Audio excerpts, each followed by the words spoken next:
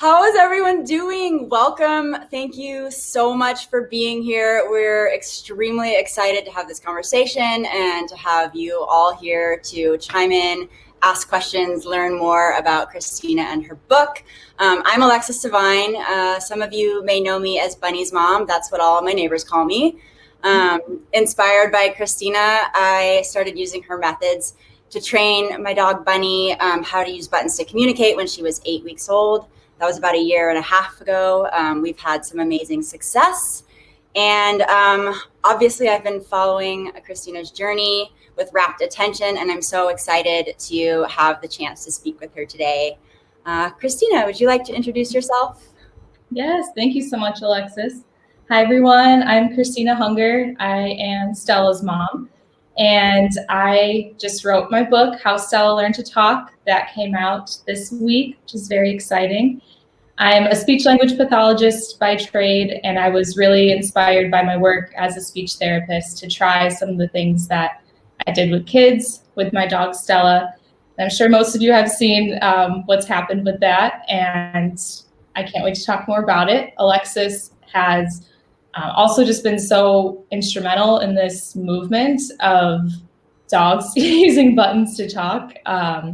It's been such a joy to see Bunny's progress and to see how far this is spreading already. So very thankful for you, Alexis, and for your part in this. And I can't wait for all of this today. Yay! Very quick, before we dive in, if you guys haven't gotten your copy of How Stella Learned to Talk yet, there are these fantastic indie bookstores who are hosting this event. You can go to the event info and hit, I think, is it details or description? Yeah, at the top where it says, I think, Hunger and Divine Speak, and then there's a little ... If you click that, there'll be a little drop down link to the event page info, and at the bottom of it, all of the indie bookstores are listed. Yes, so support those local businesses. You can find one that's in your region, and I know it means a lot to all of them, especially during this time in the pandemic. It definitely means a lot. All right, so let's dive right in. I just want to start by asking how you are. So much has been going on. It must be a huge whirlwind. How are you doing? I'm doing really well. It has been overwhelming, but just overwhelming in the most exciting way possible.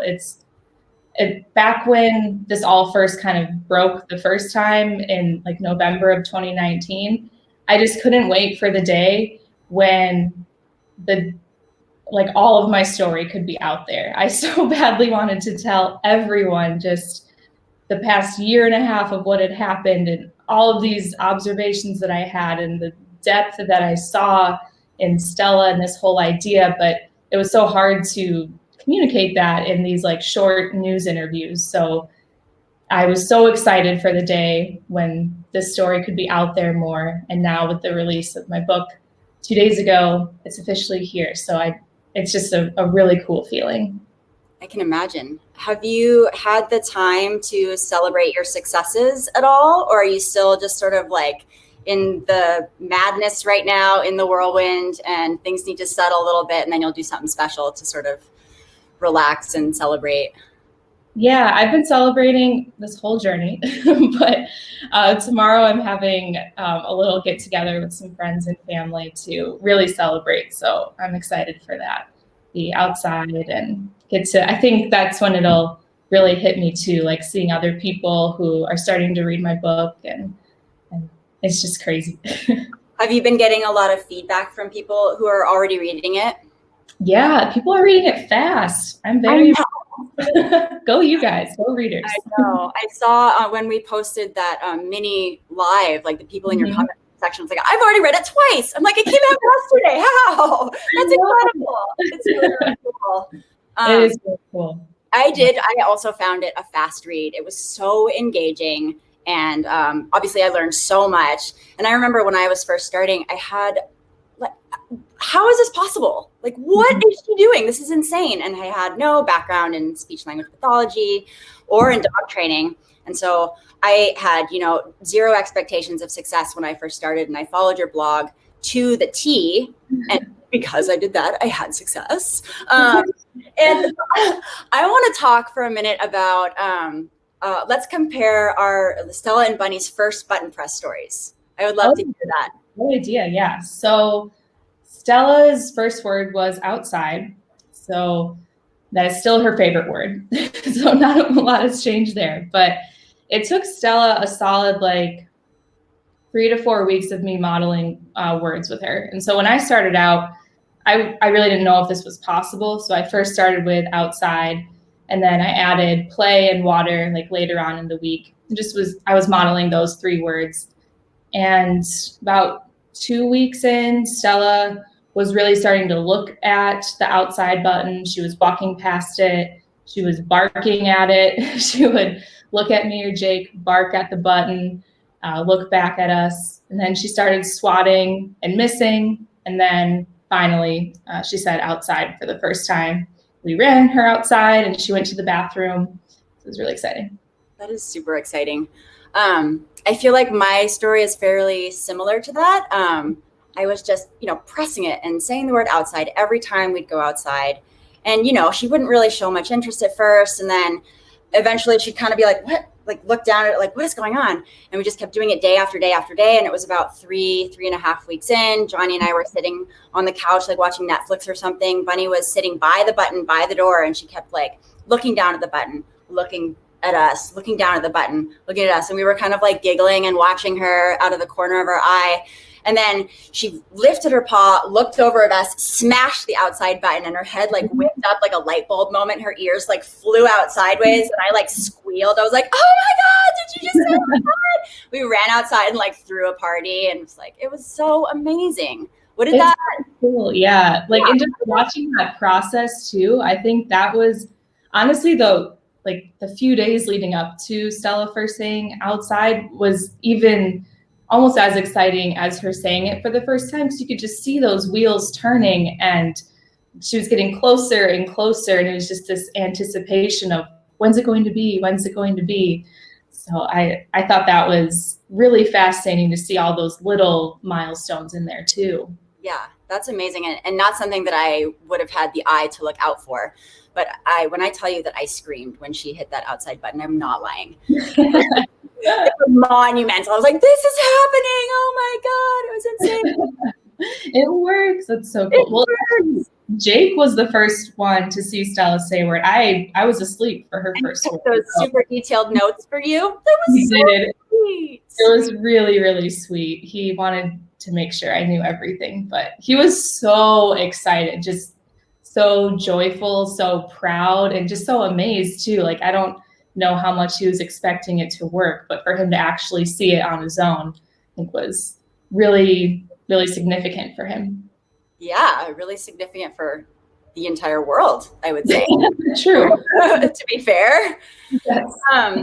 And do you have a sense that after she was like, okay, I do this thing and a thing happens, there's a communicative process going on here. Do you have a sense that it became easier for her then to be like, I know how this game works, and now it's just a matter of figuring out what this communication means, what this specific button means?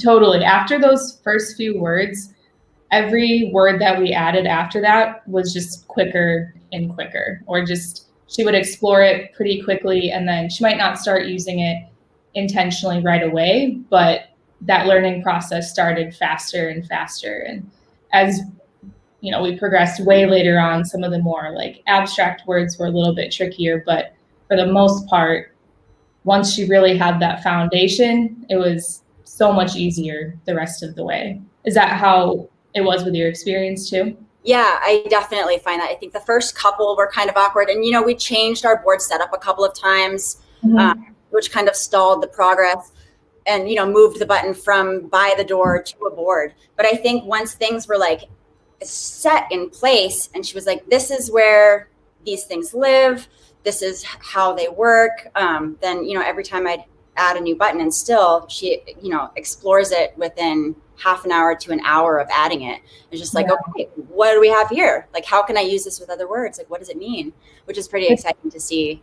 I just think it's so cool how observant dogs are of I mean, their environment overall, but also their board setups. Like it amazes me that in all of these buttons, and if you just add one, they realize something's different here. This isn't normally like that. And I would see that all the time with kids too. Like if some kids, when we were working with them, some of their vocabulary would be like hidden if we were targeting certain words, or sometimes we started off with like smaller vocabularies and then increased. But anytime we would add something new, it was just this immediate awareness of it and wanting to explore that and figure out what that meant. So I thought that was really interesting to see with Stella too, just that same curiosity and drive and just wanting to explore. That's so cool. It's so cool. And seeing that across the board in like all of these animals is really phenomenal to witness. Absolutely.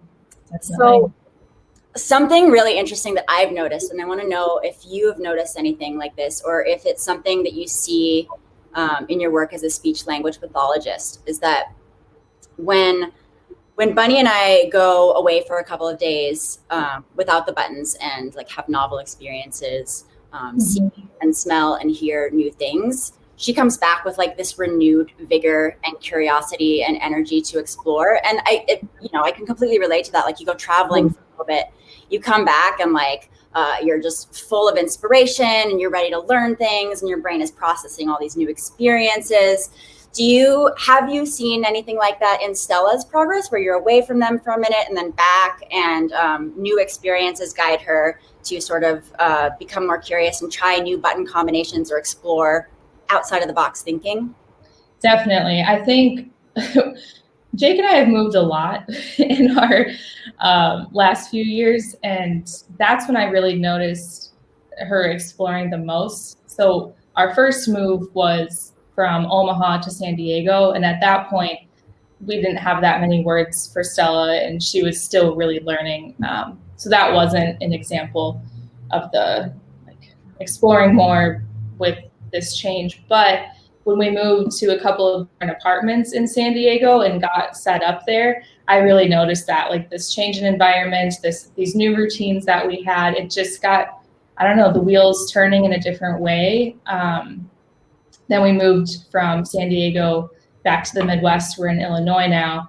And that just sparked different kinds of language too. I think just the new surroundings, the new routines, new environment, just a change of pace. I think that all impacts language use, which I would see with kids too. I mean, there were so many times when we were just kind of doing the same thing week after week in therapy, and the child would take a week or two off and come back and boom, like all these new connections were happening. They needed some time off, a time to reset and recharge, and came back ready to go. What I hear you saying is that we need more vacations, and so do our dogs. Yes. Quote us on that, everyone. Yes. I love that. I'm going to hold you to that. Amazing. This is so cool. I remember you texting me several months ago and saying, you were sort of towards the end of writing your book, and you said, I am excited for you to read this because you're going to be able to relate to so many things. And I was like, yeah, this is going to be amazing. And that was many, many months ago. And now there are so many people doing this that there are thousands and thousands of people that are going to be able to relate to your experience and what you're doing on a much deeper level than you probably ever anticipated. Definitely. Yes. As the number of people using AAC with their animals skyrockets, what are your hopes for this community and where it will lead? Oh gosh, so many hopes and dreams. It's so exciting to me as a speech therapist to just see so many people even knowing what AAC is. I mean, I can't even tell you how many conversations I've had with parents, with professionals, with anyone who would listen to me, just trying to explain AAC and its importance and why we need to use it, why we need to respect it, and just trying to get this message out there. And there are so many people who use AAC who just don't have that understanding from the people who are around them. So their caregivers, their teachers, their therapists just don't have a lot of this knowledge. So to me, just the fact that AAC is being talked about in these national media outlets and books and social media through all of these different outlets, I just think is going to do wonders for the community of people who need AAC. And then you have the whole animal sector too. I mean, I think this is just the beginning. I think this is going to spark this question of, if humans are sharing an environment with animals, can we share a language? To what extent? What other animals can learn? I often wonder about zoos and zookeepers with the zoo animals. Is there anything that could happen there? So I really view what's happening now still as the start and just this door opening to see what happens next. Yeah, we barely scratched the surface of what is possible. Totally. Can you imagine in 5 years? Oh my gosh. I mean, I can't believe it. Yeah, it's only been a little over a year since, it's probably right when you started with Bunny, right? So yeah. About a year and a half? Mm-hmm. Yeah, in a year and a half, it's already all over the place. And there's thousands of people teaching their dogs, their cats. There's, 5 years. Woo, that's going to be crazy. Yeah, it's going to be bonkers. I cannot wait to see where it goes. Yeah, me neither. I actually didn't realize that timing must have worked out so well when you got Bunny, because that must have been just when this all came out. I didn't realize that you started so quickly with Bunny as well at 8 weeks. Yeah. I think cool. I found you several months before bringing Bunny home. I found your account because I was super obsessed with getting a dog. I was doing all this research. I found the dog that I wanted, and then I had months and months and months to wait before bringing her home or meeting her, and I was just preparing myself. And you came across my feed one day. I can't remember if it was on Instagram or somewhere else. I followed you. You had 4,000 followers when I followed you. Wow. Okay. So I was yeah. I was like, and then the next day I came back, you had 100,000 followers. I was like, what? Okay. I wasn't the only one who found her. Wait, what were we even talking about that led me to this? Oh yeah, so I started really soon. I started shortly after one of the articles that really skyrocketed people's knowledge about what you were doing. Okay, wow, very cool. That's perfect timing. Yeah, it was amazing timing.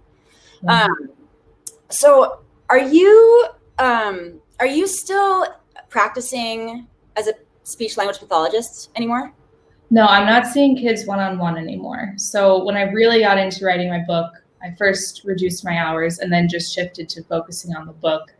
And now I feel like just my career has totally opened up too and taken this turn. I mean, I love working with kids. I've always loved kids. I had so much fun as an individual therapist, but I always also wanted to be able to educate on this greater scale. And I didn't know how that was going to happen. I certainly didn't know it would be through my dog. Definitely did not see that one coming.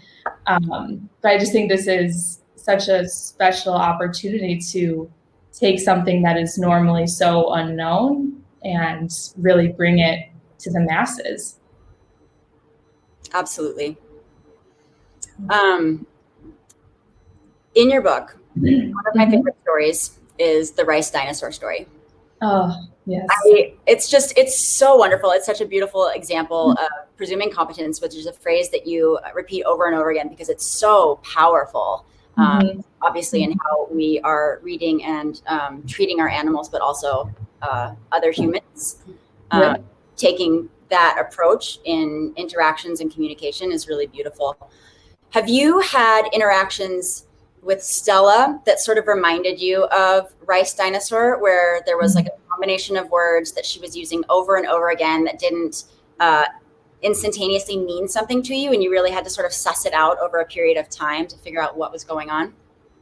Yeah, absolutely. I feel like there's been, throughout this whole journey, several of those stories. I think it's been really interesting to see how Stella combines words together to talk about a concept that she might not have a specific word for. And I'm sure you've seen that with Bunny too. I feel like I've seen videos of Bunny too, kind of like making up her own way to say something that she might not have a button for, just a different way to say a concept. And so now when I look back at them, I wonder, like, how did I not get this sooner? Especially with Stella's, because they seem so straightforward, like in hindsight. But when you're really going through it, sometimes it's hard to figure out exactly, either what a child or dog is meaning with a limited vocabulary. And like one instance that's popping into mind, I think I talk about in the book, is Stella kept saying buy, eat over and over again.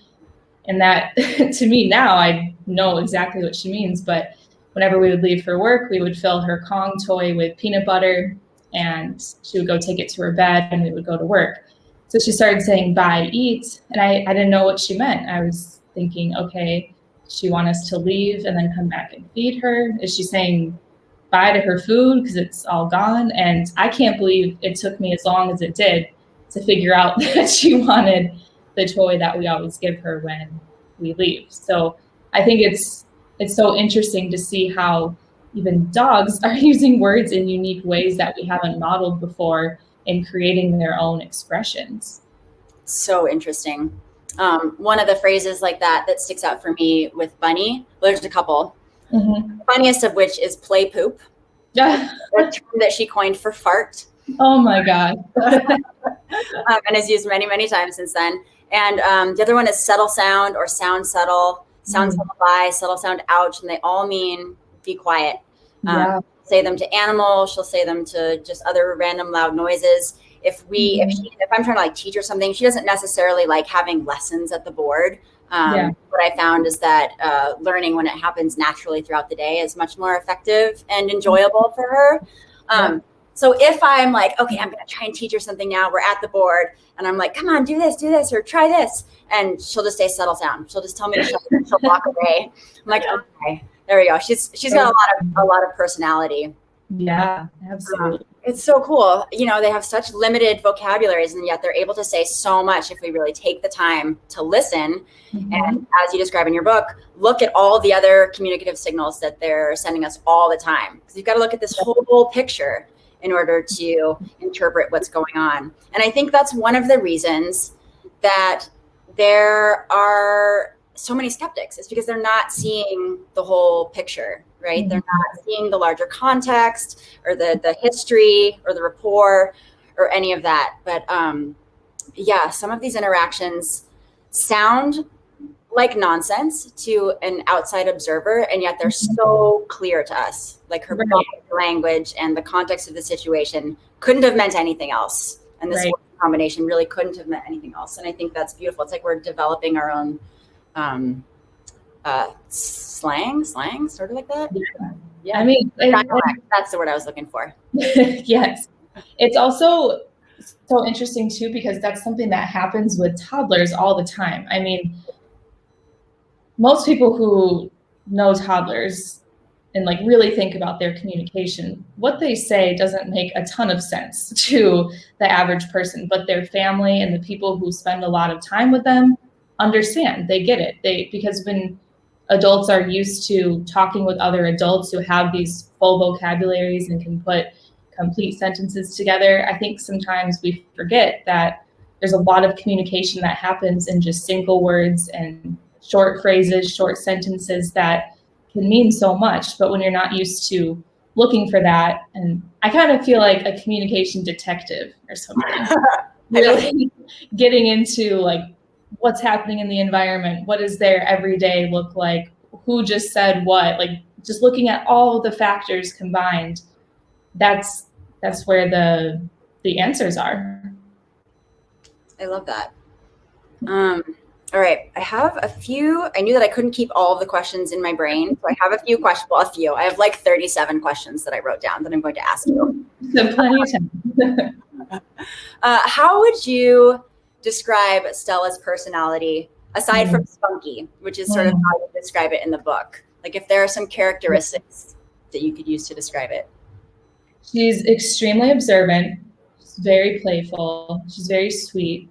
She is incredibly social with humans. She's social with dogs too, but with humans, it's just like whenever she sees a person, her ears just go back. She bolts towards them. She's wiggling. She's just so excited and just so eager to meet anyone. I mean, when we just walk down the street, if she sees someone like across the street on the corner, she starts wiggling. She starts trying to go over there. And if they pass her and like don't say hi, she gets upset. She'll sigh. It's crazy. She's so social. Hmm. Yeah. What about Bunny?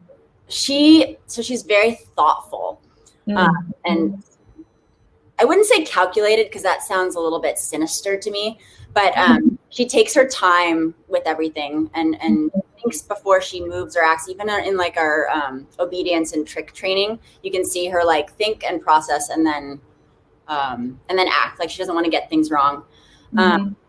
Which is funny because in most of her behaviors, I feel like she has this idea that she shouldn't get things wrong, which I don't know where that came from. But with the buttons, she'll explore so much, which is really, it's fun to watch because she'll, we add a button and she'll use it in conjunction with like 3 other buttons and then look up at me like, what did I say?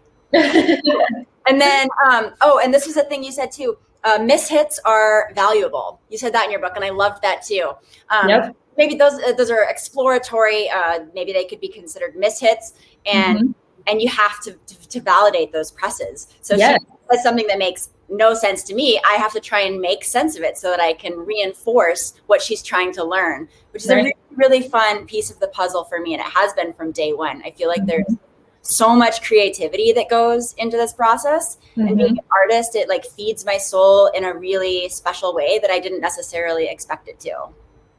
That's so beautifully stated. And that's one of my favorite parts about speech therapy with kids with devices was that phase of, before kids started saying words intentionally with their devices, they had to explore and see what would happen. So they wouldn't be pushing all these different buttons just to see. And that was so fun to you have to react. I felt like almost this, I don't know, show person trying to, entertain or just immediately like, okay, what can I do to, I'm putting things on my head, I'm falling out of my chair, I'm doing all this stuff to show what the meaning of that word was. And then you see these kids just look like, oh my gosh, what did I just make happen? They don't forget that though. Right. It's so fun to help another being, whether it be a child, a dog, just understand the power of words and the power that they have when they communicate. So I think, and that was so fun for me with Stella too, to take that of what I was doing with kids and try it in a different outlet. So I would have the same kinds of experiences where she would say something totally wild, and I'm trying to put things together and show like this could mean this, and Stella's just staring at me like water ball cat. What do I do with that? Right. That's amazing. Would you say more and more as you progress through this journey that she presses buttons that have very clear intent to you, or are there times where she still feels like she's exploring and she uses combinations and then sort of waits for confirmation or is trying to learn new things? Does that make sense? Yeah. I think recently it's actually felt a lot more consistent. I feel like she's had the same words for a while and she's been in a really good groove and kind of knows her way around all of the words now and kind of what they do. So it's been a while since I've had those moments of like, I really don't know or something. The only times have been if like we've moved her board into a new room or something, I'm just showing her the orientation of it and she's kind of getting the hang of what the new orientation is. But I think definitely as she's learned more and had more time and practice, the exploring and the mishits have gone down a lot. Cool. And what new words and concepts are you working on right now? The last set of like big concepts that I added were just more question words. So I know she was just asking, she was using where for, I think, kind of like all questions. It seemed like at first she was really using it, asking about locations, but then it seemed like maybe she was wondering a lot more. So I added some more question words. I added more body parts, and that's been really interesting. It's been interesting to see. I thought she would talk about her like different body parts more often than she does, but once she really got the hang of them, there's only been a few times when she's like alerted me towards something that was going on. So I guess that's a good thing if there's nothing going on. But I was surprised. I thought those would be more frequently used. I know Bunny has a lot of body parts that she talks about too. Is that something that happens more often or less often than you thought? She has paw and ear. Those are the two body parts that she has right now. She used ear once last summer to let me know that she had an ear infection, and she used paw twice last summer to let me know that she had a foxtail in her paw. More often than not, she uses the word paw to refer to my hand. When she says it, she'll put her head under my hand, and it's sort of like saying scritches. It's like she wants my paw on her. And that's how she seems to be using it these days. Yeah, that's so, I just love this too, because I talk about this in my book, but whatever idea I have for how Stella might use a word or why I think it's a good idea to add a certain word, she might use it for that reason, but more often than not, she finds all these other ways to use it, and just, it goes so far beyond what I thought. I feel like it just shows how creative and how intelligent dogs are to use words in ways that, I mean, we're not even really thinking of or coming up with or modeling. I just think that's so special, and to see it happening with so many other dogs too. Do you ever find, well, you said she's pretty consistent right now, but did you ever find when Stella was using novel word combinations and you didn't know exactly what they meant, maybe they meant something to her, or trying to sort it out, did you ever see her become frustrated? Yes. When you weren't getting it? I feel like Bunny does that all the time, and then she'll do this thing where she like walks in front of the buttons and then backs up on them, so it's just her back paws, and she'll just be like smash, smash, smash while making like really intense eye contact with me. Like, I'm so mad. Yeah, she'll whine a lot, and she'll just go over and kind of like toss her head in the air. I think it's really interesting if I'm not getting something to see her repeat the same message. That happens too, and so then I'm like, okay, there's really something important happening here, but I just haven't figured it out. So, and then that just opens up a whole new thing of, okay, what other words are you hearing me say and thinking and wanting to say?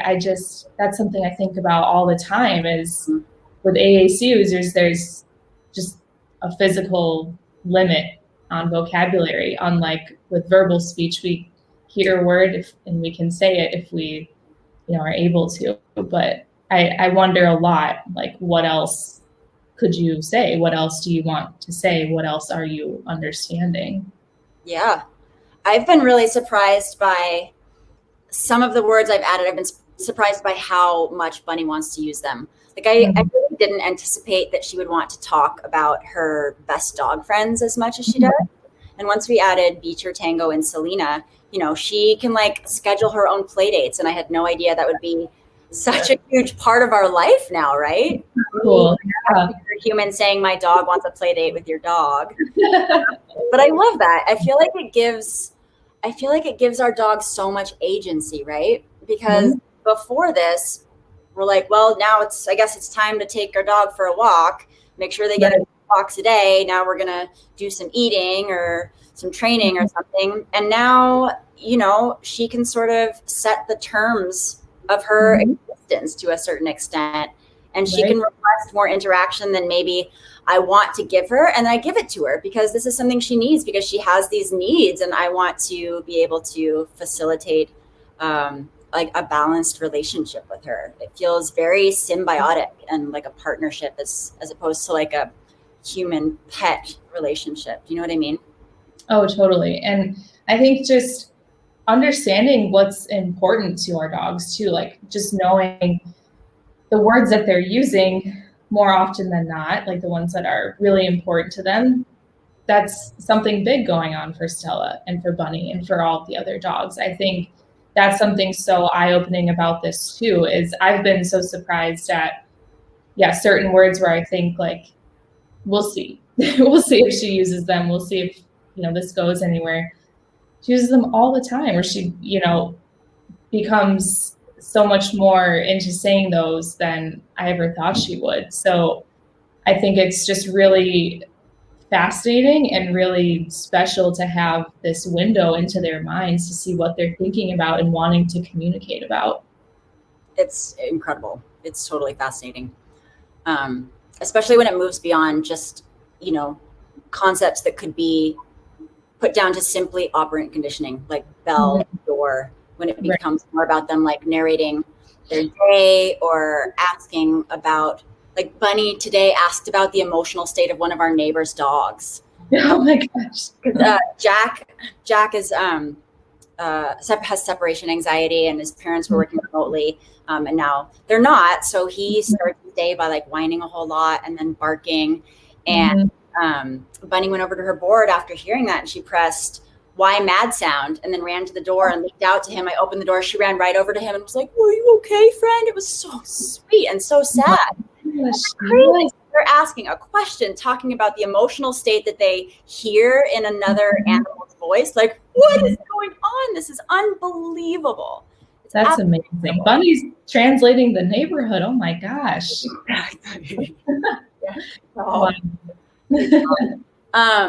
It just every day it blows my mind, and it feels and I would imagine you can relate to this too. It just feels unreal, right? Like it's so hard to wrap my brain around what is going on and how much of a shift there has been in what we believe animals are capable of, like so quickly. Like there have been studies done for years and years and years and years. They're like, dogs are smart, but and all this, like, look at this. Look what we have here for you. Jumped forward, like, like leapt forward in society and where the research was at before. And so I feel like it's not just about what dogs are saying or the ability for them to say words. It just opens all of these other doors of what emotions are they feeling? What emotions are they recognizing? Like I can't even begin to list all of the implications for it because they're just so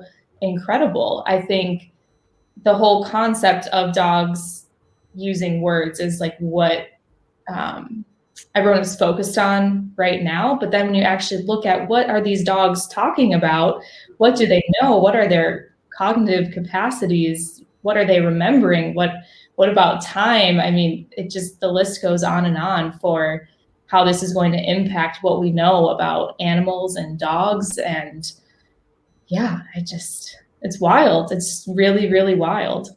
It is. And if our animals are having thoughts like these, then how could anyone ever mistreat them? Ever, right.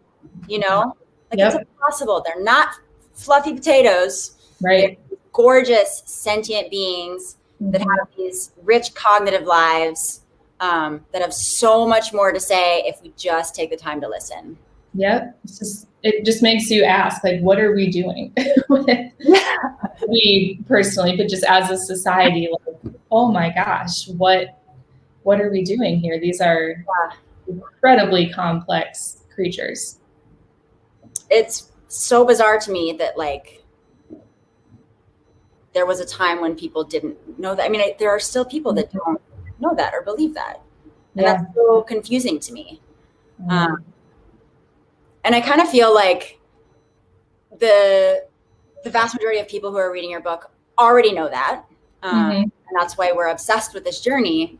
But I feel like it's really important for the people who don't necessarily believe that to read this book and for it to get out there. And I feel like there is some major awakening and eye-opening that needs to happen. And this is just, like you said, just the beginning of it. Absolutely. And just the more people who are doing this, the more it's out there, like it's only getting stronger, this movement. And I just think, I really do hope it starts getting into the hands of people who don't have these beliefs that our communities share after seeing, Stella and Bunny and just loving their own pets too. I think I am really excited for this to really reach a wider net and start making some big changes and just getting people to think a little bit more deeply about their own pets, animals in general, and how we're thinking about them and how we're treating them. Yes. Have you, in your journey, encountered much skepticism? I mean, there's definitely people who don't understand, which is totally fair. I mean, this is a brand new idea in the world. I would say most of the responses that I've gotten have been overwhelmingly positive, which has been really wonderful. There's definitely people who have a lot of questions or who see half of a clip and make up their minds about the whole thing. Like that's just bound to happen. But I think, that's something that has been surprising for me, just seeing how much enthusiasm there's been. I mean, the fact that this community has grown so exponentially large in such a short amount of time just shows how ready the world is for this. And of course, there will be some people who aren't, but it's like that with anything in society, in the world. So when you really look at what we have here with both of our communities, with all of the other dogs and cats who are learning and talking, I think there's a lot of power in that. I agree wholeheartedly. I think so too. Yeah, I think, and like I said, I really think it's only getting stronger and it's only getting bigger. Just the beginning. Yep. Woo. Woo. Go team. Go team talking dogs. Yes. Okay, so I want to move on to some sort of pedagogical stuff. What do you think are the three main factors that predicate success with the buttons? If you had to sort of narrow it down, like what are the three most important things to keep in mind as you're in your journey? Great question. Step on my foot. Number one is patience. I think it's really easy to just want this to work right away and for it to go seamlessly and to understand everything that's happening. But it takes time, and it's not just dogs. It takes time for humans to learn language too. Humans go through years of learning before they're able to really communicate like adults. So patience would be the first thing. Second thing, I think, would be flexibility. So just having this open mind and not exactly knowing what the outcome is going to be and being open to differences, I think, is really important. So like we were talking about earlier with, this isn't something where, I say, Stella, say this, and she says it, or, I want you to say this word at this time every day. That's not what this is about. You have to be open and flexible and patient, because this is a way for your dog to communicate, and you can't control someone else's communication. So I think just knowing that, going in, that this isn't an on-command or a trick sort of. Yeah. So patience, flexibility. The last thing I would say is consistency. So super important to try your best to respond to communication as much as you can, all forms of communication. It's really important to be repetitive with your language so that your dog is hearing words and understanding the meanings. It's even better if more than one person in your household is able to do it. So if only one person is doing it and the rest aren't really following through, it might be harder for your dog to understand like what this is all about and when to use the buttons. So I think patience, flexibility, consistency. Patience, flexibility, consistency. I love that. Yep. That's great. I had from your experience, is there anything you would add to that of things that are important to know going in or just to keep in mind as you're starting out? I mean, those three are such key elements for sure. Consistency. I would say for me, always having a baseline of sort of focusing on how, just watching her, observing her, knowing what she's saying without the buttons, right? Like, what is she trying to tell me about today? Yeah. So what is that? Observation? Yeah, like that's so important, paying attention to all forms of communication. I'm really glad you said that, because that really is the foundation too. If you don't know how your dog is already communicating to you and you're not able to pay attention to those, it's going to be a lot harder to teach words that go along with, how they're already communicating and responding to them. Yeah. And I feel like unless you're already investing the effort into understanding them, why would they sort of go out of their way to communicate with you in a way that's not first nature to them? Do you know what I mean? Mm-hmm. Like, you have to have a strong established relationship already, I would imagine, in both humans and animals, for them to be motivated and to trust the process. Yeah, it's all about that connection too. And that's something I found so true first as a speech therapist, and then also with Stella. Just before any progress can happen, you just have to have this foundation of trust and respect and understanding of each other. Without that, it's going to be hard to make a lot of progress and to do something new together. So I think that's definitely a great foundation. For sure. Do you think that in the future you might add another dog to your family? I don't know. I think in the immediate near future, I think we're good with just Stella now, but I don't know, maybe when she's a bit older. I've never had 2 dogs. I've always lived in like a 1-dog home, but I don't know. What about you? I would love to. Yeah. I mean, I'm like so nervous about it. I haven't had dogs since I was a child, and I adore Bunny so much. Like, what if we bring another dog in and she doesn't like it, or it doesn't like her, or like, I don't know. There are just so many things to consider that I feel like I can sort of tie myself up in knots, like overthinking it. I think it would be a lot of fun for everyone. Bunny really, really loves her neighborhood best friend dogs. And I think it would be a lot of fun to have another little animal running around here. I think it'd be great. If you did, would you, how would you approach learning with the buttons? I get this question a lot. If there are 2 learners in the household, do they each get their own board so that they have ownership of it? If one is more advanced than the other, do you start from scratch with a new board? How would you recommend going about something like that? It's a really good question. And it's honestly something that I haven't done. So I think as more and more people keep trying this, I think we'll get a lot more information. But just what I've kind of thought through is like my first instinct as a speech therapist is like, everyone needs their own device. Like every child has their own device, blah, blah, blah. Then I kind of work through it and I'm thinking like, okay, so would you really have like 2 different boards in the home? Like, I wonder how that would work.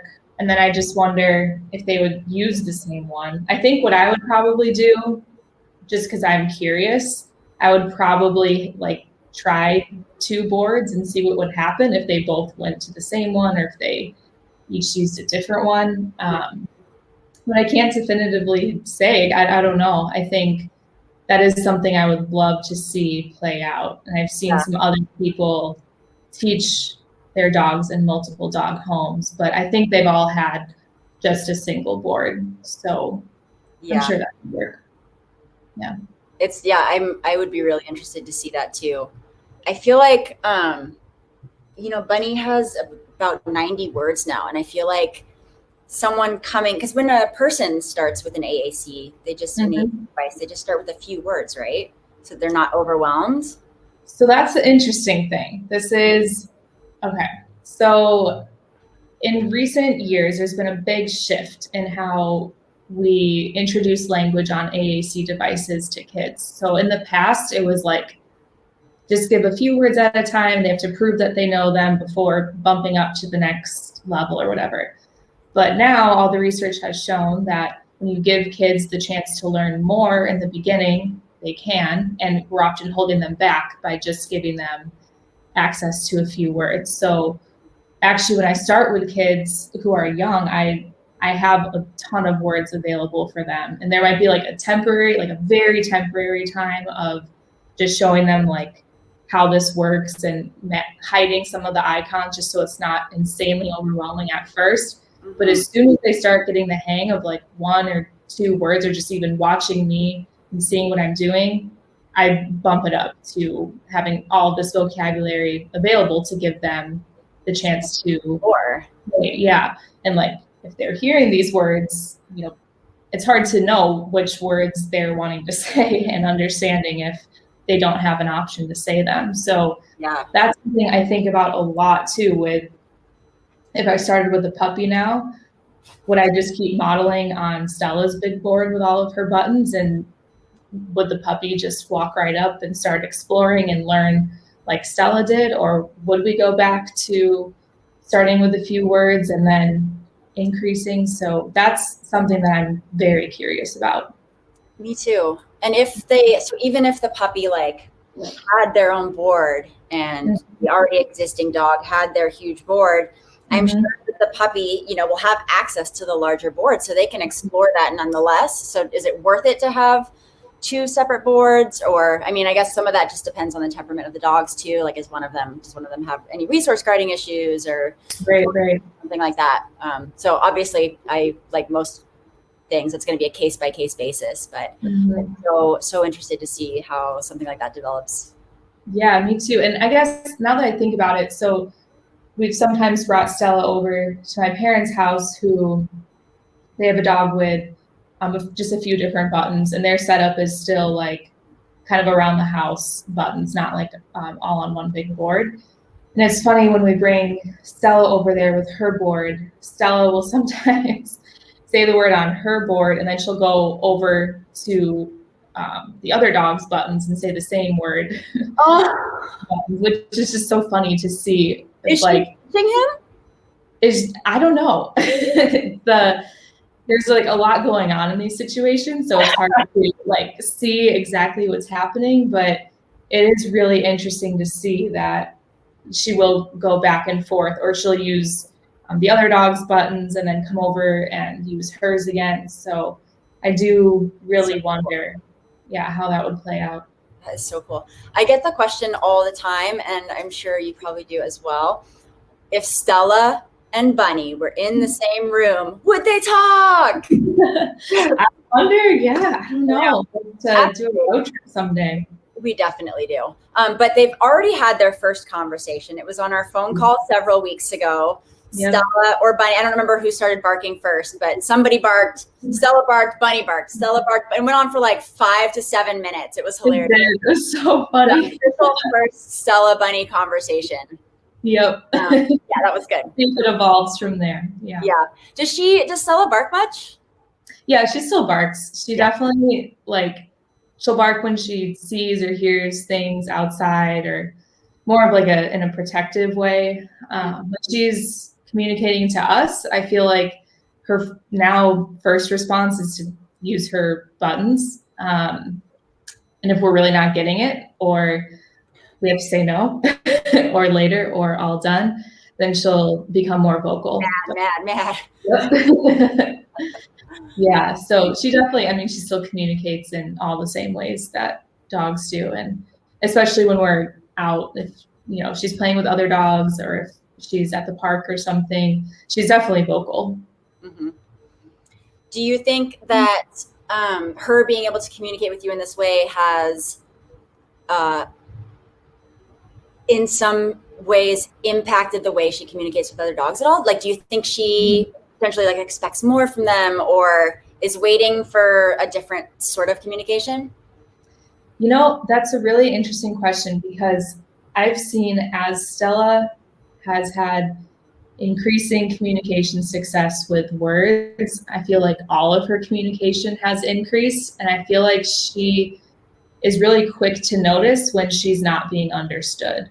Yes. So if it's with humans or with dogs, I feel like if she gives a signal and it isn't understood or responded to, it seems like she reacts quicker or gets frustrated or is like confused at why she communicated something and nothing's happening or nothing's changing. That's amazing. I have noticed the exact same thing in Bunny. Really? Yeah. Particularly in the way other dogs approach her. Yeah. And I can see the signals that she's like, she's just doing all sorts of calming signals. This dog is approaching and not reading them. And then she'll like, snap or something. Yep. And it's very clear to me, like I can see what Bunny is telling this dog isn't hearing it. And I feel like she wasn't like that before. And that could have just, been because she was a tiny puppy. But I definitely feel like she expects clear communication from everyone. I'm so glad you brought that up because I was really curious if that was a pattern or if it was just something that was like Stella's personality, but I definitely noticed that. And I feel like she uses so much more of her body language and vocalizations in like more dramatic ways when we're out and about. Like if she's scared or something, I see all of the signs, like her tail's tucked under, she gets low, her fur goes up. It's like everything at once. And if that's not met and understood, she gets anxious or freaks out of it. That's interesting. I wonder if that's a product of her being more understood because you're spending so much time and energy understanding her, or if it's more a product of her being able to communicate in a more complex fashion with another species. I think my brain just broke a little bit. But, it's so figure out that. It's so interesting. And that's the thing too with like, since we both started with our dogs so young, I think a lot of people will ask me like for like before and after of like, what was Stella like then? What is she like now? But it's been this gradual process. So it's been part of her life, really. So it's impossible to have that. Well, before, I mean, she was 8 weeks old before, so it's a lot different. Before she was like closed eyes at her tea, like I get that question a lot too. And it's so hard to sort of separate that from just the natural growth changes and personality changes that happen from a puppy to an adolescent to an adult dog. Right. So 3 years old now? Yep, just turned 3. Amazing. Little baby. Where is she right now? She, I think, is on a walk with Jake, unless they got back. What about Bunny? What's she up to? She's right there on the couch. Aww. I'm just snoozing. I took her on a long walk right before this so that she didn't go crazy during our chat, and thankfully no cats have come into the picture. Johnny come in the door. No other dogs have started barking. It could have been quite dramatic, but so far so good. I've probably jinxed us now, but let's see what happens. Okay, let's see. I still have, so we've gotten through very few of my questions, not very many at all. Okay, let me see here. Oh, one thing that I thought was super funny in your book was when you talked about traveling with the buttons and throwing them all in a bag and like hearing them rattle. I had the exact same experience. We went on like a camping trip. This was, I don't know, like 8 months ago or something. And we had like 30 or so of the buttons, and I like put them in a suitcase and just like in the back seat, and Bunny was on the couch. And anytime we'd go over the tiniest bump, it would be like, play help, come settle. We'd like pop her head up and be like, what? It was so fun. Yeah. Oh my gosh, I got so many strange looks. Unless it was just me and Jake and this was happening, but we were running through hotels with the bag of buttons and they're shouting all these words. And it's so funny thinking now about just people's reactions before anyone else was doing this. Like I always had to be explaining like, okay, so I have these buttons, like my dog uses them, blah, blah, blah, but it's really cool to see just how far we've come, and that most of the times if I bring it up, someone has some point of reference for what I'm talking about, which is that's amazing. Really, it makes my life a lot easier when I'm explaining what this is. Oh yeah. I remember early on, I like brought it up in therapy to my therapist, and she was like, "You're what now?" I can see her like look down and start writing notes, and I was like, anything. Oh man. Just hilarious. But yeah, now, if people haven't heard of it, then they're probably like living in a cave. It's everywhere.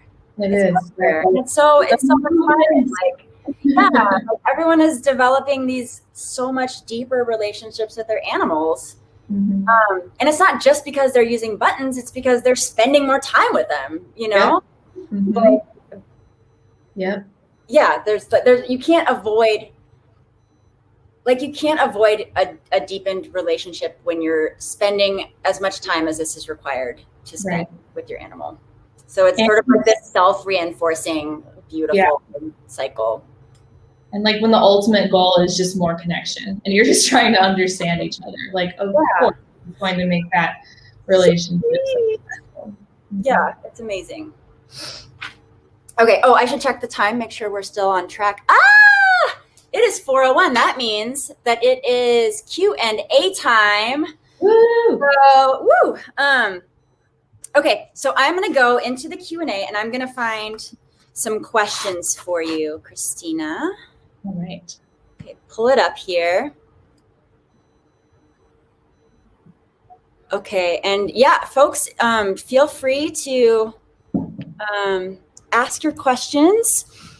Okay, here's a good one. Well, it's just the first one that came up, but it is really good.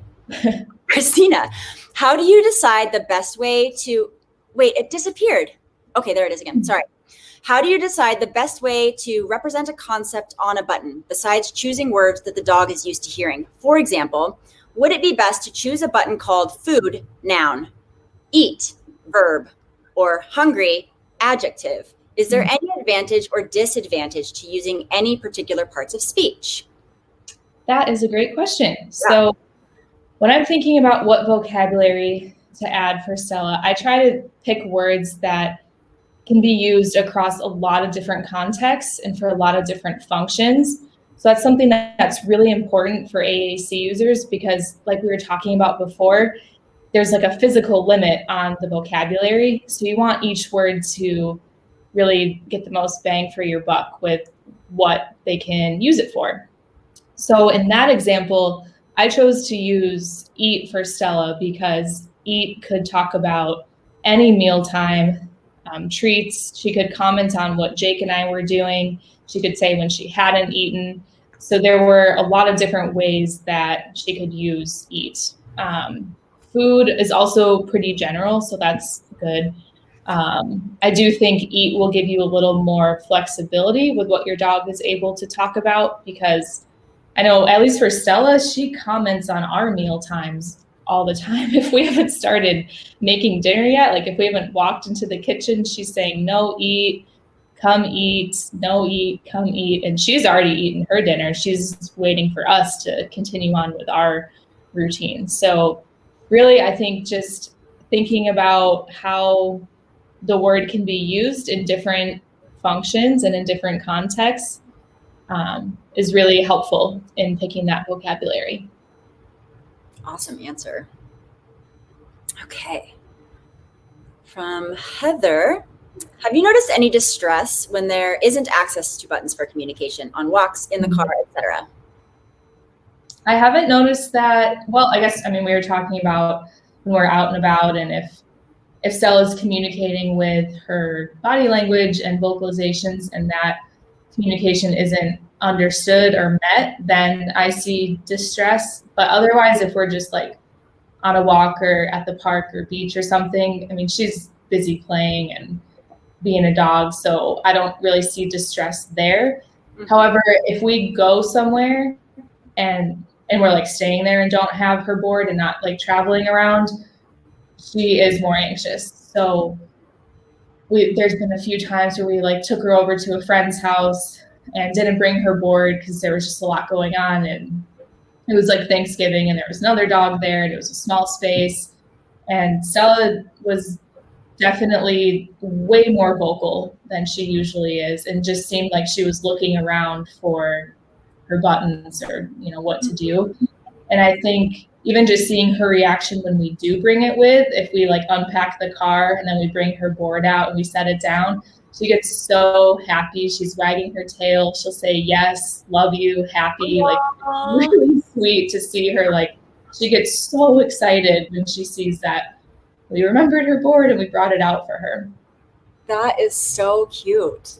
Yeah, that's like always been her first response is whenever we bring it out, or if we're like unpacking the car, she'll be looking around, sniffing around. And then when we get to her board, she gets so excited. Oh my gosh, that's amazing. We haven't traveled with her board at all. We did the road trip just recently, where we were just like camping in a tiny tent and like decided not to bring it. And she seemed fine without it. And, you know, there weren't a ton of people where we were. There weren't other dogs really. So it was just her and us and all of these amazing novel experiences. So she didn't seem to need it. And when we're out on, you know, normal walks, she doesn't really seem to need her board. I think she's communicating very clearly and we understand each other. But the last night of our road trip, we spent in a hotel on the beach. It was gorgeous. But there were like so many people and so many other sounds, and Bunny like just couldn't settle. She was like barking and whining. And that was the one time that I'd really thought she could have helped us help her if we'd had her buttons here. But next week, I'm excited. I'm gonna take a little trip with her and bring the buttons to a novel environment and see what happens. And that'll be our first time. So I'm really hoping that she says, happy, love you, hi, yes, all that stuff. That would be really, really fun to see.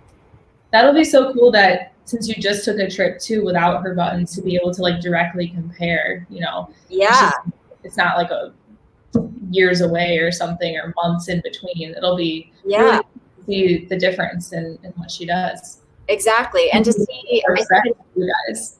Yeah, I think it'll be a little bit of a less stimulating trip because we're not going to be like, you know, moving every day and seeing all sorts of different things. But it will be a novel environment. So I'm curious to see if after this trip, she becomes more curious and starts exploring, or if that happens while we're there or when we're back, or if she, because Johnny's not coming with us, if she's asking about Johnny all day long, where dad, where dad, where dad? And then I'll feel bad and we'll cut the trip short and come home. So I'm really excited to see. You just brought up something too that I meant to talk about earlier, but something else that I think is so fascinating is seeing how our dogs are asking about us or thinking about us when we're not there. Is that something you've seen with Bunny? I feel like I've seen videos of Bunny like asking for dad or something if he's not there. Yeah, she does that all the time. Even when he's like just upstairs and she knows that he's upstairs, she won't go upstairs without me. So I have to like, okay, let's go see dad upstairs. Right there, you can go see him. But I like walk up with her and then she comes back down. She's like, okay, settle. And then since I'm always with her, she's not really asking where mom ever, but she'll ask where Cat, she'll ask where Tango, where Selena, where friend, that sort of thing. She's thinking about all these amazing things. That's so cool. When in San Diego, we noticed this pattern of every time we had a lot of friends and family coming to stay with us and like to come visit for the weekend or something. And we were in this pattern of like, we would have to go work, but our friends or family members were in our apartment. And every single time, whenever we left and it was just Stella with whoever was visiting, she would just look around, say, Jake, Christina, like, and then look at the person who was with her, like, what are you doing here? Where did they go? And then eventually we added where she was able to add that in there. But I just thought that was so funny that every time we left and we left her with someone else, she continuously asked for us and like, you know, you guys aren't supposed to be here. You guys aren't normally here. Jake and Christina aren't normally here. That reminds me, her saying like, you're not supposed to be here reminds me of Bunny anytime there's an interview down here. Bye, stranger. All the time. Go, bye, stranger. Settle. There was a crew down here last week, I think. And the guy, like one of the camera guys, got like super close to her board, and she like got in front of him. She's like, settle. And he was like, okay, I will never forget this moment. Yeah, Stella does that too. She'll say, all done. That's her go-to for that situation. And like, I don't know why, but this one time recently when my dad was here, she for some reason wanted him to leave. I don't know why, but she kept saying bye, bye, bye, and then inside all done. So, he didn't get the message. I know. Sassy. That's hilarious. I think she was ready for a nap or something. Yeah.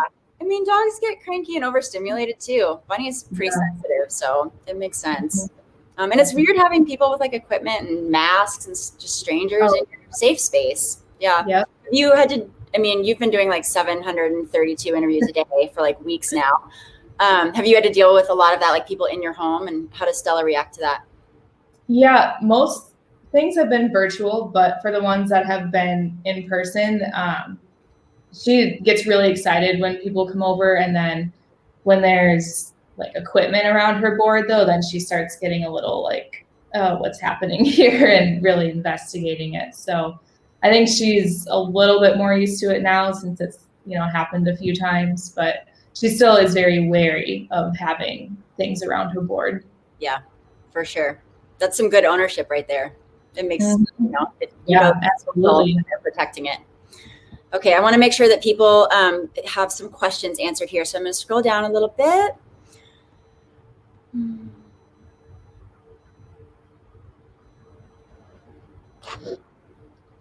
Okay. Any suggestions for dogs like my two, who clearly understand the purpose meanings of their buttons when I use them, but have zero interest in ever pressing a button for themselves?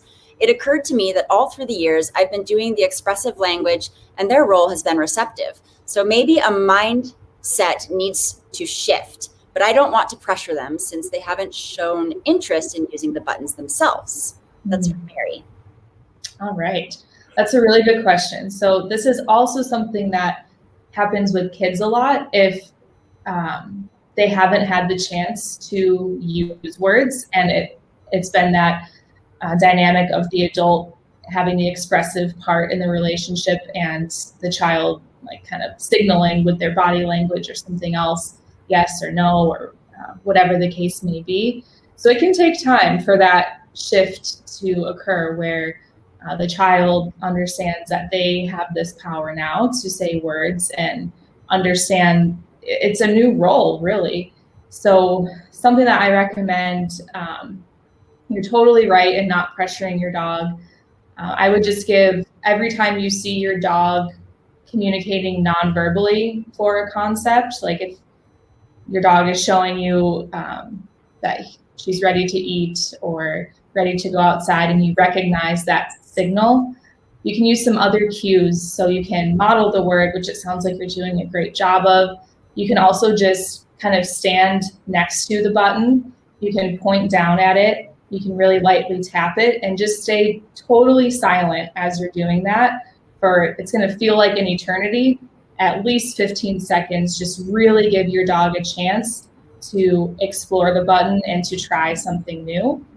If they don't, after about 30 seconds, I would remodel it and then go ahead and follow through with the action. But really, you can use those cues of pointing, tapping it, just standing next to it, kind of drawing your dog's attention to it and staying really still and silent to see if they'll go ahead and take a step to try using it on their own. Awesome advice. All right, so Vicky has a question. They say, what do you want people to know that you think they may be least aware of in regard to use of AAC in humans and animals? And what has surprised you most about this technology across species? That's such a good question. Yeah, I think I just want people to know how important AAC is and how, unfortunately, there's a lot of people, and obviously animals right now, because this is really new with animals, but there's still a lot of humans who don't have access to the technology they need, the devices they need to be able to functionally communicate. And I think just the more awareness that we have in this world, that these devices are available, that these devices exist, and there are these solutions all around us, and we just need people to work with those who need the devices and really believe in them. I think that's just going to really open up the whole field of AAC, of just understanding that these exist, there are solutions, and we need to give everyone who needs a device the opportunity to learn. I think that's really a big takeaway that I'm hoping this all leads to. And then what was the second part of the question? What has surprised you most about this technology across species? Okay, yes. I think what has surprised me the most is seeing just the crazy parallels. So that's been so fun for me with my experience of doing this with kids and then trying with Stella. I mean, and that's what I talk about so much in my book, is just things that were happening at home with Stella. I would go work with a child and see really similar situations playing out. Or I would be at work with kids and then just have this light bulb moment of, wait, Stella was doing something so similar. I think there's just there's so much more connection between humans and animals than we're currently aware of. And I just think these similar paths and these similar outcomes that are occurring between humans and animals using AAC is just one sign of that. And I think it's just going to keep continuing as we keep exploring and learning. Absolutely.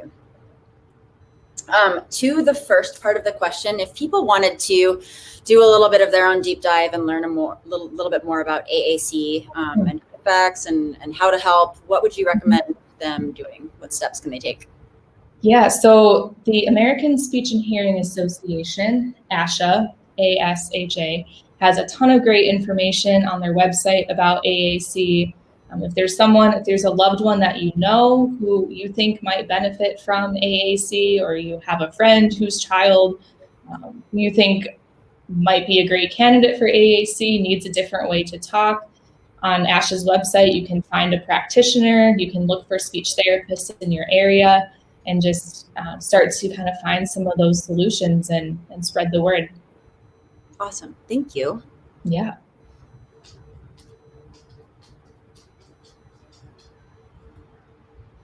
Oh, this is interesting. What have you noticed when teaching a dog to communicate that's different from how humans learn to do so? I.e., do dogs demonstrate unique canine communication patterns when using AAC? From Nadine. Ooh, good question. I think something that's been interesting to see is just like the time frame that it takes Stella to acquire certain skills. Like it's really interesting when you think about humans. Like, I mean, babies go through a whole year of hearing people talk before they're able to say words on their own. And then from that point, it takes them even longer to combine words together. And that's been something that has always been really fascinating to me, to see this process really sped up for dogs. So, Stella was starting to use words after a month of seeing us use them, and then started combining words pretty quickly when she didn't even have a huge vocabulary to choose from. So I think just the speed of it has been really fascinating to watch. Other differences, she pairs her words with her nonverbal communication as well. So, the really paying attention to her body language and how else she's communicating is really important, I think, to get that holistic, big picture view of what's going on and the full message. Very cool.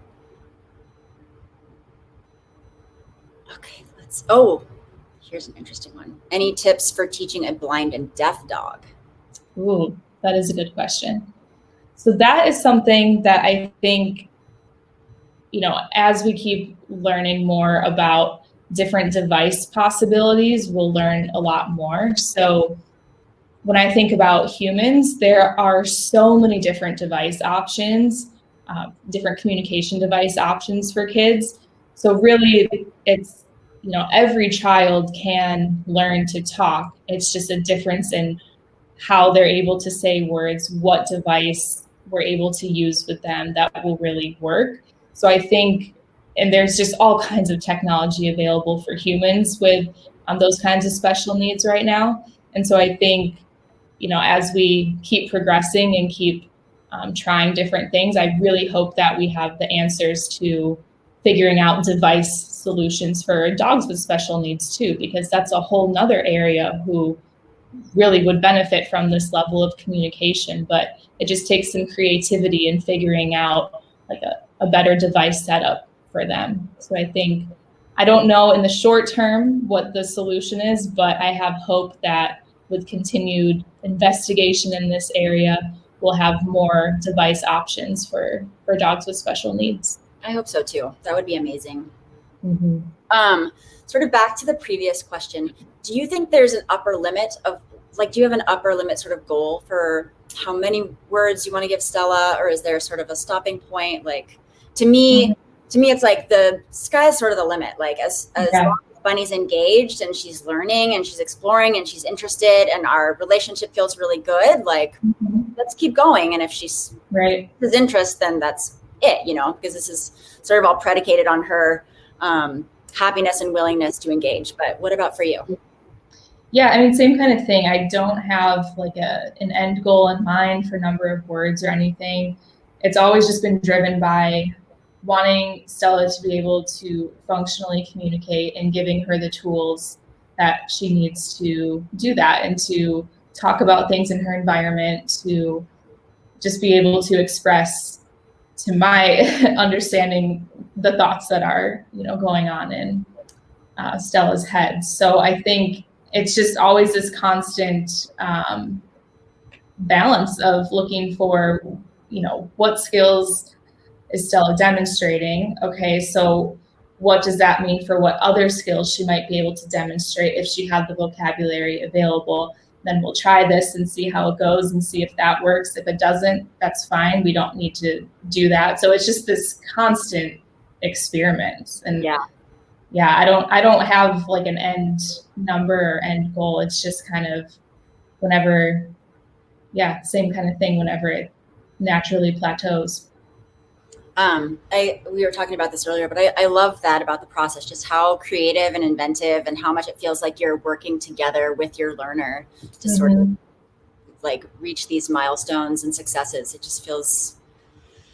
It's fun. It's really fun. It's really, really fun. It feels like a true accomplishment. Definitely. Christina, have you ever considered developing your own buttons and board locking system? I know that you have recently partnered with Learning Resources. Yes. So I just partnered with Learning Resources, which is the company who created the original buttons that we use with Stella. Something that's always been really important to me was the how and just the information that I can give people to help them teach their dogs and my experience as a speech therapist. So that's what I've really seen as what I'm loving sharing and creating. So I partnered with Learning Resources to create these activities and tips and information for getting started so that when people go ahead and get started with those buttons, they also have these activities they can do, information from me and guidance so that they know how to get started. That's amazing. I'm so excited for you. Thank you. You're welcome. Okay, I think we are getting close to our Q&A time limit. Can Bunny and Stella talk to each other? This is something that I wanted to ask you. So my inclination is that if two dogs with separate boards that weren't set up the same way, we're in a room together, let's pretend they're friends, right? That they would use their boards to talk to us about each other, but not necessarily to each other. But I have seen Bunny talk directly to the cat, and you can tell with whom she's communicating because she'll look directly at them, right? I don't think it's out of the picture that they would communicate with each other using their own boards. Right. I've seen Stella, there's only been a few instances where we've even had Stella with her board with other dogs, but there have been a few times where she's gotten upset if they're not responding to her other cues, like her nonverbal language, and she's like mad, all done to the other dog. walked away. So I do think it's not out of the question that they would use their boards, but I think primarily it would probably be their dog language. Yeah. Yesterday or the day before, Bunny, to my orange cat, said, "Love you, play cat," because he wasn't playing. Yeah, she said, "Cat." And I was like, "There's the cat." Yep, she went over and sniffed and came back. "Play cat." I was like, "Cat doesn't want to play. You play too rough." She's like, "Love you, play cat." So sweet. Oh, that is so sweet. Do you think Stella uses "love you" sometimes as "please"? Oh, absolutely. 100% without a doubt. It's, Yep. Butter you up. Yep. It's like every time we say no to something, or like later, or all done, or sorry, not right now, she'll say the exact same thing, but she'll just put "love you" in front of it. Yep. Let's try this now. It's so funny. I know, it's so manipulative. It's really sweet. So you just say yes. Yeah. Second time's a charm. You put "love you" in front of it. The answer is yes. Yep. Well, we didn't get through a ton of questions, but hopefully we were able to answer quite a few of them during our chat. And I think we are at our near our stopping limit. So I want to remind everyone that there are a bunch of bookstores, small indie bookstores, that have graciously hosted this event. And if you go to the title and you click the ... you can see who all of those bookstores are. And it would be great if you don't already have a copy of Stella's or of Christina's book, or if you'd like another to send to a family or friend. If you shop small, shop from one of those small bookstores and support indie businesses. It makes a huge positive impact on our community. And Christina, it has been so much fun talking to you, and so much fun getting to know you over the last year. And I feel really privileged to be a part of this journey with you, and to have been able to learn from you. And I'm so thrilled for your success. And I can't wait to see where you go in the future. This has just been an amazing ride. And like you've said, it's just the beginning. I'm just so happy. Thank you so much. This has been a blast. I'm so appreciative of you hosting this. And just so everyone knows, Alexis came with 37 questions ready to go. And I had this blank piece of paper about the event that says it's at 5 p.m. She did an excellent job. I'm so grateful. Thank you so much. I really can't wait to see what's in store for you in the future as well. I hope that we're back together like this again for something exciting that you're working on. Yes. Which is I am also writing a book. Yay! The first person to know. I texted you and asked for your blessing, and you said yes, of course. And you gave me the number of your literary agents, and now you are giving me writing advice because it's really hard and really stressful.